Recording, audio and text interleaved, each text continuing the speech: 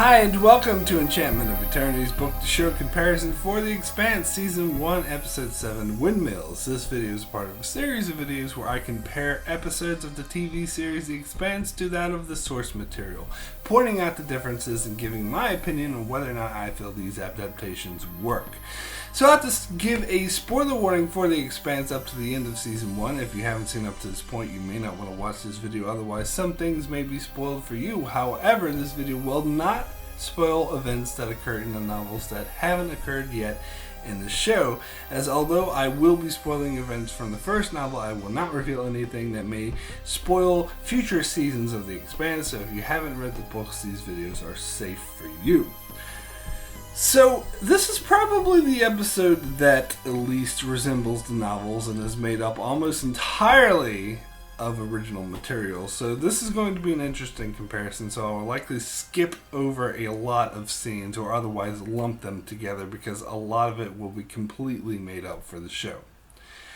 So the episode begins with Miller on the shuttle feeling sorry for himself after being fired, and he does appear to be a bit drunk, so he sends off a message to Julie Mal's father saying that he wasn't able to find her, and further that the top brass only sends cases like this to him when they don't want them solved. Now in the novels he did indeed get drunk and go on a bender after he got fired, but we didn't actually see that play out, and they kind of just glossed over it. And Miller didn't send a message to Julie Mal's parents, but rather he ruminated that they only sent him the case because they didn't want it solved. So this is simply the show's way of communicating this information in the TV format, so that's fine, so I'll give this a 0.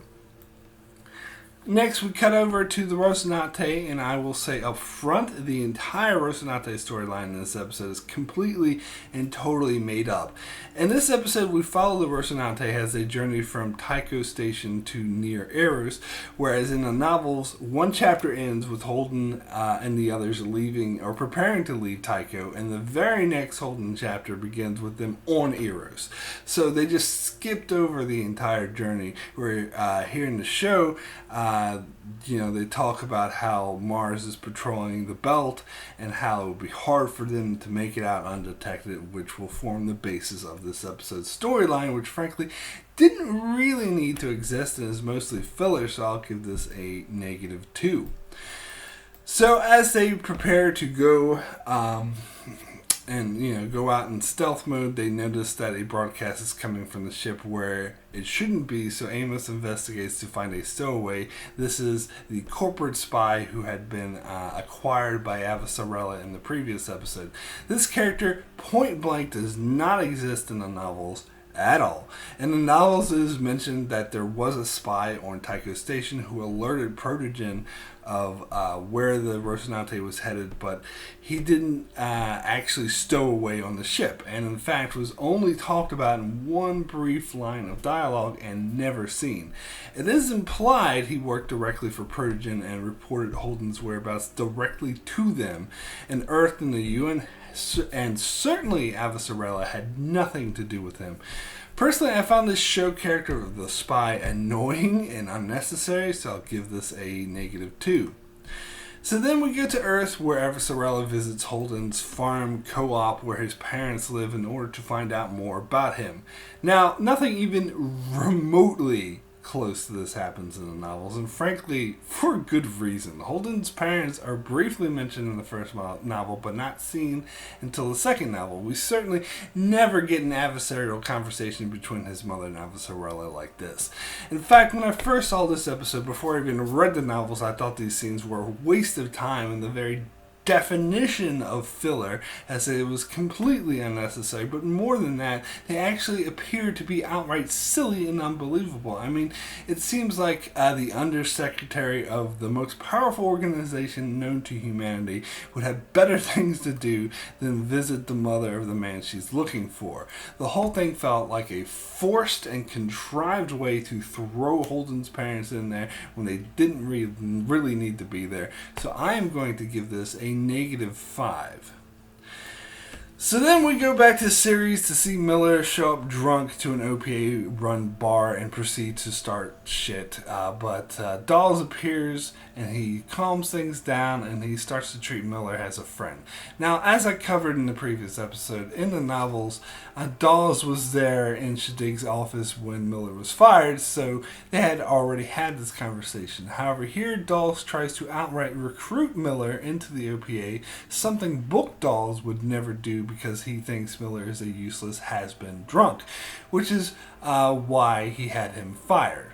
And in the show, this offer actually contradicts the show itself because of the fact that Dawes tried to have him killed, to which Miller actually brings up in this scene, but they don't really give a satisfying answer to this question, so ultimately it makes his behavior come off as inconsistent, so I'm going to give this a -1.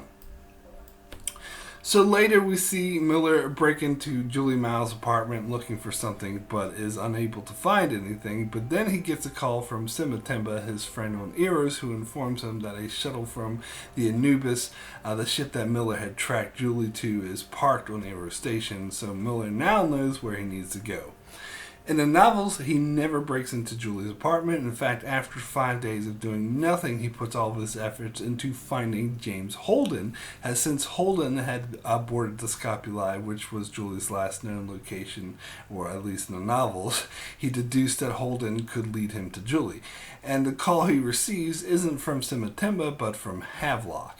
Now, as I mentioned in previous videos, in the novel, Simatemba doesn't appear before Eros, as Miller never contacts him. Instead, it's Havelock who in the show is never seen again after episode 5, after he survived a stabbing that should have killed him. But in the novels, this never happened. Havelock simply left series to go work for Protogen, and Havelock actually contacts Miller offering him a job at Protogen. However, by this stage Miller had deduced that Holden was on the ship, the Bersenate, and so had booked a ticket to Tycho Station to try to catch up with him, but he asks Havelock to give him any information on the Bersenate. So just before Miller is about to leave for Tycho Station, he gets a message from Havelock telling him that the Bersenate is headed to Eros. So at the last second, Miller changes his ticket for Eros. Now, I have mixed feelings about this change because on the one hand, I am very unhappy on how the show handled Havelock. It was a bit ridiculous that he's around for a while and then just disappears and seems like his inclusion was entirely pointless, whereas the novels used him correctly and made it so that he was the one that put Miller onto Holden. But, on the other hand, I like how the show preempts Simatemba by introducing him earlier, as in the novels, he and Miller don't seem all that close, and yet he seemed willing to listen to Miller a whole lot while he was on Eros. So this makes more sense if they have a closer relationship, which is established here. Plus, it makes the audience more familiar with Simatemba before he appears, which is quite a good thing, I'd say. So I'm going to split the difference here and give this a 0. So then we get another scene of Avasarala talking to Holden's mother, and as I said, most of this is posturing that doesn't even remotely resemble anything from the novels, which is why I'm skipping most of it. But in this scene, we, for the first time in the show, get the backstory on Avasarala's son, which is hinted at in previous episodes, but we're never actually told the story until now. So apparently Avasarala pressured her son to join the Marines, but when he did, he died in an OPA attack, which explains why she has this hatred for the OPA. This differs from the novels, as Avasarala's son simply died in a skiing accident. He was never reported to be in the military. In fact, if I remember correctly, he was quite young when he died. Here, Avasarala tells this to Holden's mother to get her to sympathize with her and to let her know that she understands a mother's plight. Personally, I think that's a very weak reasoning and rather clunky way to dump exposition, but hey. So this change was obviously made to give her a hatred for the OPA, which actually does give her an interesting character journey as she goes from someone who despises the OPA to someone who is willing to see that they are being used as scapegoats, which I must admit is an interesting character journey. So despite the clunky way that it was dumped here, I'll give this a +1. So on the Rocinante, a Martian patrol had picked up the spy signal and changed course in order to inspect them, and of course, if they did, they will be discovered. At first, Holden ordered the spy to be put in the airlock where Amos threatened to kill him several times, but he insists he can help them get them out of this situation, so they bring him up to the bridge where he says they should be pretending to be a covert ops team, and that somewhere on the ship is a list of code words that would indicate that they are covert ops, so the Martian patrol would back down. Alex backs up this proposal with the story from his Martian Navy days when they were contacted by a suspicious looking ship that they were going to investigate, but the person on board used the phrase donkey balls, and so they immediately backed off. So the crew then decided they need to find these code words. Now, as I said, this entire storyline is completely made up for the show as a way to give the Rocinante something suspenseful to do in this episode, and it's obvious. But I must admit, I love the donkey balls line and find it one of the funnier, more memorable parts of the entire season. Plus, the whole situation is successful in creating suspense, so I'll give this a +2. So then we go back to series where Miller is getting ready to leave for Eros and leave series for good. Now here we see him sell a lot of his stuff and gets a fair amount of money, where in the novels he's shown to be pretty broke, but it's not that huge of a difference. So anyway, Musk finds him and is pissed off that he was going to leave without saying goodbye, and when he tells her he's going to Eros to see the site, she responds by saying Eros is a garbage dump, so she instantly knows that he's going to follow up on the Mal case, so she offers to go with him for backup, but he turns her down, saying that he has to do this alone or some other such flimsy excuse. Now, as I mentioned in the previous videos, in the novels, Musk was not as close to Miller as she is in the show. In the novels, she was just a partner assigned to him after Havelock left, and in fact referenced being assigned to him as a partner as punishment for rebuffing the sexual advances of a superior. So she obviously didn't think much of Miller, but she did learn to appreciate him in their short time together, and it said that to Miller's surprise, she gave him a big bear hug when he told her that he was leaving. Now this all works for the books, but in the show I thought it made no sense whatsoever for Musk not to go with him, as she even points out that she saved his life earlier when Dawes' goons tried to have him tossed out an airlock. So when I first saw this episode, I was totally expecting her to go with him, and for him to just turn her down, frankly, doesn't make any sense. Yes, I know he's doing it to protect her, but still seems dumb, and that ultimately he should have realized that he needed backup. So it seems to me like the real reason he turned her down was because the plot demanded it. And this wasn't an issue in the book, so I'm going to give this a -3. So then we go back to the Rocinante, where the Martians are getting ready to board, as Naomi can't get the safe open to get to the safe code words in time, so they're running out of time. So to prepare, Amos goes down to the airlock and prepares to kill anyone who attempts to board.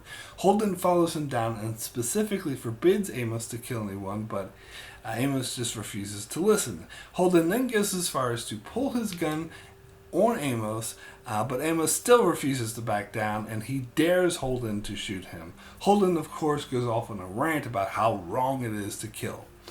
So not only did nothing like this happen in the books, nothing like this ever would.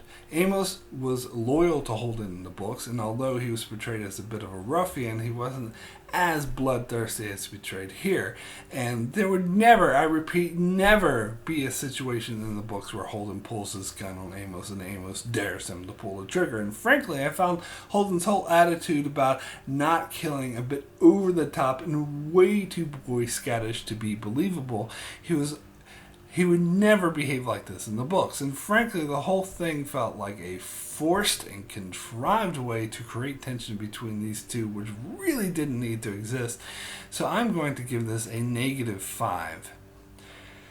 However, just as the Martians are about to board, Naomi manages to get the safe open just in the nick of time, and Alex gets the code words and uses all three in a sentence, and he even throws in the phrase donkey balls for good measure, and then the Martians back down and leave them to it.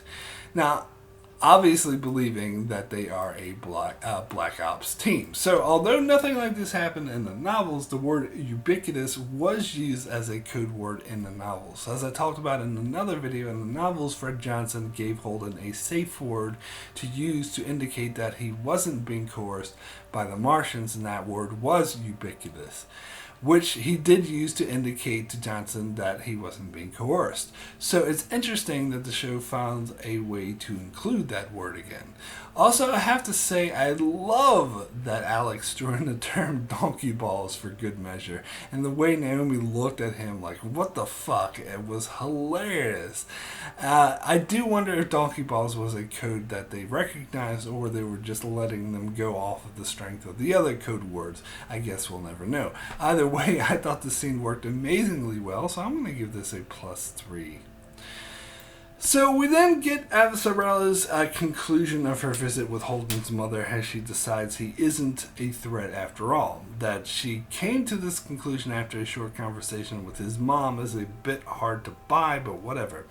Regardless, when she tells this to Aaron Wright, he informs her that the spy had reported that Holden's going to Eros in a stolen Martian warship that Fred Johnson supplied with fake transponder codes, making him look like a terrorist. So Aaron Wright informs her that he's ordered to have him killed, despite the fact that Avasarella doesn't think that's the right move. So first off, it should be noted that in the second novel, Avasarella sends a team to Ganymede to abduct Holden. So here she comes to the conclusion that he isn't a threat far before she does in the novels. I mean, partially because she isn't even in the first novel. Also, as I mentioned before, the goon squad that confronts Holden at Eros works directly for Protogen in the novels. The UN has no involvement in this whatsoever. However, it does make sense for the show, as we later learn that Aaron Wright is working for Protogen and thus would want to do their bidding for them. In the novels, Aaron Wright doesn't even appear until book 2, and there's no indication he had ties with them this early in the story. But as I said, this works for the show and is a good way to tie Avasarella to Holden's storyline, better than visiting his mom at any rate. So I'll give this a +1. So back on the Rosinante, we see Alex set a course for Lionel Polanski's last coordinates, which is an undefined rock near Eros. So they set a course to go there. Now, in the novels, as I mentioned before, they go directly to Eros, as that's where the signal Johnson received came from. Once they find Julie there, they then find her diary that leads them to the asteroid where the Anubis is. So in the novels, this scene takes place after the events on Eros, and Miller is in fact with them at the time, but here in the show they are heading there first, but I'll talk about that more in the next video. For now, I'll give this a -1 because I like the idea of them going to Eros directly better. So my final adaptation score for Windmills is a -12. Another filler episode filled with adaptations that add nothing to the overall story other than taking up time.